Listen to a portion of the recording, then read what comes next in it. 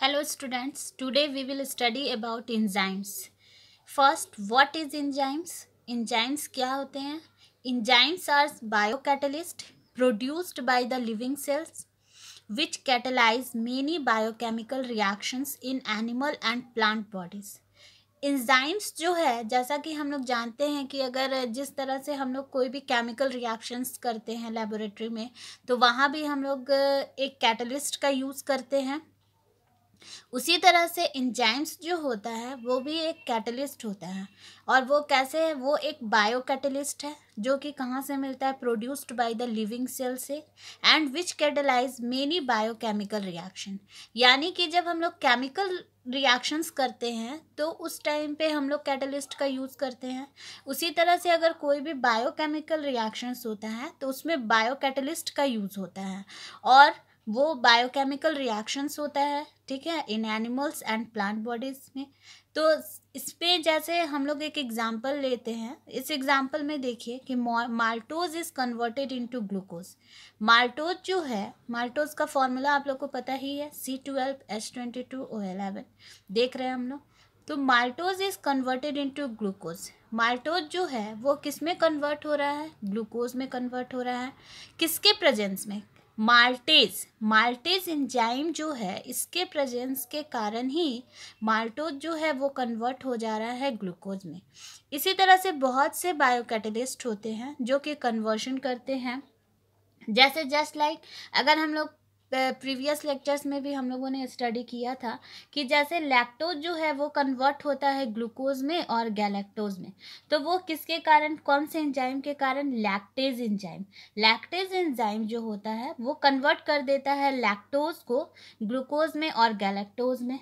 उसी तरह से जैसे सुक्रोज होता है, sucrose is converted into glucose and fructose from which enzymes?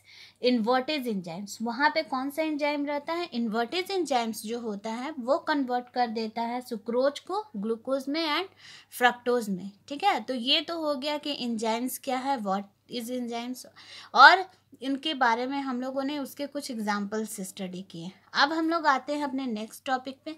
Next topic जो है वो है mechanism of enzyme action. Mechanism जो होता है, मैकेनिज्म तो हम लोग ऑर्गेनिक केमिस्ट्री में पढ़ते ही हैं।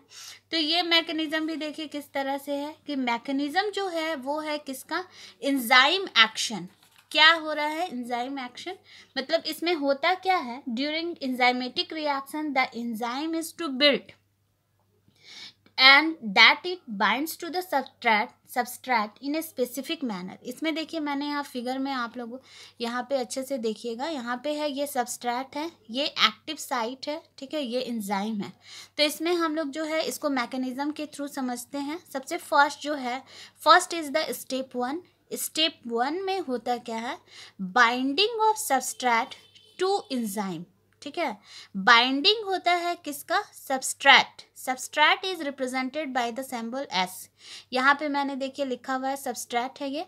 तो ये यहाँ पे होगा क्या कि बाइंडिंग होगा सबस्ट्रेट का, और वो किससे होगा? एंजाइम से होगा। तो इसको हम लोग जो है वो कैसे इसको शो कर सकते हैं? जैसे ई जो है वो आपका शो कर रहा है किसको? एंजाइम को। S ये शो कर रहा है सबस्ट्रेट को, ठीक है। देन ये क्या बनाएगा? ये ES बनाएगा। तो ES जो है ये क्या है? ये एक कॉम्प्लेक्स है, ठीक है। देखिए यहाँ पे मैंने जैसे यहाँ पे शो किया था तो इसमें क्या था? यहाँ सबस्ट्रेट है, ये एक्टिव साइड है, ये एंजाइम है। यानी एंजाइम और सबस्ट्रेट जो जब मिला तो ये क्या बना दिया? यहाँ पे नेक्स्ट स्टेप में ES कॉम्प्लेक्स, ठीक है, ये बना है। अब सेकेंड स्टेप जो है, सेकेंड स्टेप में है कि product formation of the complex. Product का फॉर्मेशन होता है, वो कैसे होता है? जैसे ES जो ये कॉम्प्लेक्स है ये कन्वर्ट आपका हो जाएगा, ये किस में कन्वर्ट होगा? प्रोडक्ट। यानी कि यहाँ पे जो है ये क्या हम लोग का बन रहा है? ये प्रोडक्ट का फॉर्मेशन हो रहा है यहाँ पे, ठीक है। तो ये कॉम्प्लेक्स था और कॉम्प्लेक्स से ये क्या बन गया? यहाँ पे प्रोडक्ट का फॉर्मेशन हो गया। थर्ड स्टेप जो होता है, थर्ड स्टेप में क्या होता है? Release of the product from the enzyme. यानी कि रिलीज होते हैं प्रोडक्ट किससे? फ्रॉम द एंजाइम से। तो इसको हम लोग कैसे शो कर सकते हैं? इसको शो करने के लिए जैसे हम लोग यहाँ पे लेंगे EP, ठीक है, और ये क्या हो जाएगा E प्लस P। देखिए यहाँ पे मैंने शो किया है, ये यहाँ EP था तो ये EP इस फिगर में, और लास्ट स्टेप में क्या हो रहा है कि EP से ये इंजाइम और ये प्रोडक्ट दोनों अलग अलग हो गए, यानी रिलीज कर दिया ये प्रोडक्ट को, तो ये इंजाइम ये हो गया और प्रोडक्ट इधर इस साइड हो गया। तो यहाँ पे आपका क्या हो गया, ये हो गया आपका एंजाइम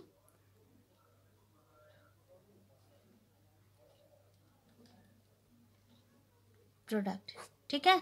तो ये हो गए, ये सारे जो फिगर हो गए, ये मैकेनिज्म जो हो गए, these are the activity of enzymes. ये क्या है, एक्टिविटी है, और ये एक्टिविटी किसकी है, ये एक्टिविटी है एक एंजाइम्स की, ठीक है। तो एंजाइम्स में जो है ये इतना स्टडी हम लोग को करना है, एंजाइम्स के बारे में पढ़िएगा, उसके जितने भी कौन कौन से जो है बायो कैटलिस्ट हम लोग यूज़ करते हैं, कौन से एंजाइम्स को यूज़ करते हैं, वो किसको किस में कन्वर्ट करता है, इसको अच्छे से स्टडी करना है, ये इम्पॉर्टेंट है एग्ज़ाम के लिए। इसके मैकेनिज़्म को स्टडी करना है, ये भी इम्पॉर्टेंट है। अब आते हैं हम लोग अपने नेक्स्ट टॉपिक पे। तो नेक्स्ट टॉपिक जो हम लोग का है, next topic is the nucleic acid. Next topic हम लोग को क्या स्टडी करना है आज, कि न्यूक्लिक एसिड जो है वो क्या होता है, ठीक है। तो न्यूक्लिक एसिड जैसा कि हम लोग जानते हैं, न्यूक्लिक एसिड के बारे में पहले हम लोग ये जान लेते हैं कि what is nucleic acid. Nucleic acid are long thread like macromolecules of high molecular mass that are responsible for the transmission of hereditary characters. Nucleic acid एक लॉन्ग थ्रेड लाइक मैक्रोमोलिक्यूल्स है जिसका कि मॉलिक्यूलर मास जो है वो बहुत ज़्यादा होता है, और वो रिस्पॉन्सिबल होते हैं किसके लिए, ट्रांसमिशन ऑफ हेरिडिटरी कैरेक्टर्स, यानी कि जो भी जेनेटिक कैरेक्टर्स होते हैं उसको वो ट्रांसमिट करता है, मतलब एक तरह से वो ट्रांसफ़र करता है, किससे, from parents to their offsprings and for the biosynthesis of proteins, यानी कि पेरेंट्स से उनके ऑफस्प्रिंग्स पे आते हैं और किसके लिए होते हैं, बायोसिंथेसिस ऑफ प्रोटीन्स, और वो प्रोटीन्स का बायोसिंथेसिस करते हैं। तो ये जो हो गया, ये आपके ये हम लोग स्टडी कर लिए कि न्यूक्लिक एसिड क्या होता है। ये तो आपसे जब क्वेश्चन में आएगा कि व्हाट इज न्यूक्लिक एसिड, तो ये आप लिख सकते हैं, ठीक है। अब आती है बात नेक्स्ट टॉपिक की कि types of nucleic acid. Nucleic acid जो है उसके कौन कौन से टाइप्स होते हैं, तो उसके टाइप्स जो होते हैं न्यूक्लिक एसिड के, वो 2 टाइप का होता है। First is the deoxyribonucleic acid. First जो है वो आपका क्या है, डीऑक्सीराइबोन्यूक्लिक एसिड, DNA, ठीक है। और second is the ribonucleic acid means RNA, ठीक है। तो DNA और RNA जो है ये 2 टाइप्स हैं न्यूक्लिक एसिड के।